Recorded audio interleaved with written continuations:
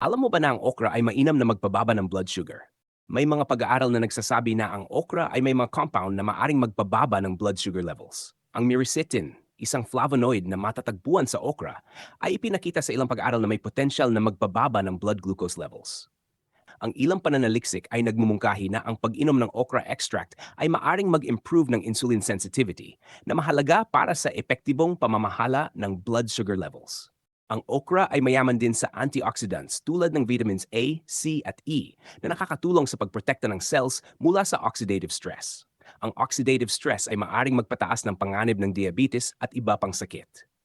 Ang anti-inflammatory properties ng okra ay nakakatulong din sa pag-manage ng diabetes dahil ang chronic inflammation ay isang risk factor para sa insulin resistance. Ang okra ay mataas sa dietary fiber na nakakatulong sa pag-regulate ng blood sugar levels sa pamamagitan ng pagbagal ng pagsipsip ng sugar sa bituka.